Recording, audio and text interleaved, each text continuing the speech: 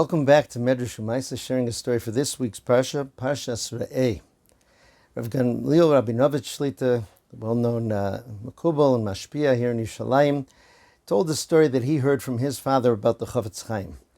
In Radin, during the days of the Chafetz Chaim, most of the Jews were God-fearing, simple, mitzvah-observant Jews. However, there was one exception, a Jew who was a pharmacist, and even though he kept many other aspects of Judaism, he felt that it was important that his pharmacy be open on Shabbos, selling medicine as usual. Different people, different Rabbanim tried to speak to him and told him that you can keep vital medicines at home and distribute them to people who need, and what's called to have a gemach of medicines in your house, but you simply cannot keep the store open functioning as a business on Shabbos. He refused to change his policy. One day, he had a very surprising visitor. The Chafetz Chaim, who at that time was very elderly and did not go out much, walked step by step to the pharmacist's house and knocked on the door. When he came in, the pharmacist asked him to sit down, asked how he could help. And the Chafetz Chaim sat there and looked at him. He said, "I'm jealous of you." The pharmacist was confused. What particularly are you jealous of? He said, when you give medicines to people, you're fulfilling Hashem's will, v'rapo yerape, that they should be healed. And I'm sure that you have in mind that by doing that each time you bring tremendous nachas ruach, tremendous pleasure and delight to HaKadosh Baruch Hu, that you are bringing that which He wants to happen into the world. And even more so, each of those Jews that you provide with medicine to help them become strong and healthy, then performs Torah and mitzvahs, fulfilling Hashem's will. And of course you get to feel that you have brought Hashem nachas ruach by enabling and helping all those Jews fulfill Hashem's will. There's another thing I'm jealous of. I'm told that you run a small gemach, a small free loan fund.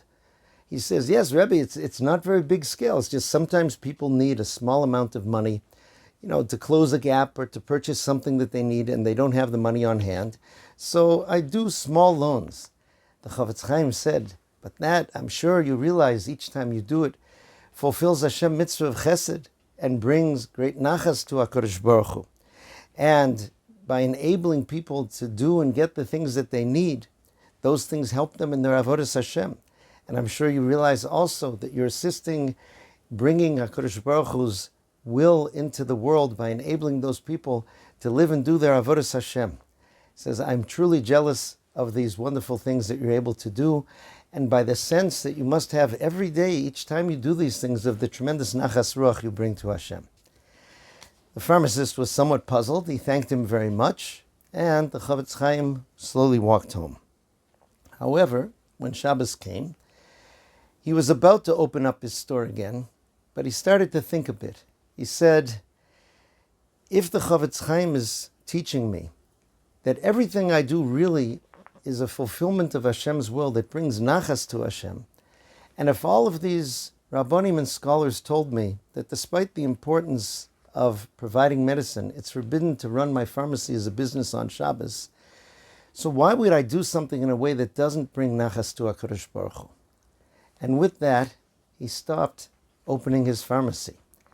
And this brought about an entire transformation in the person. Throughout the day, he kept thinking about each thing that he does and how much nachas it brings to HaKadosh Baruch Hu by enabling so much good to happen and to help others do more good in the world.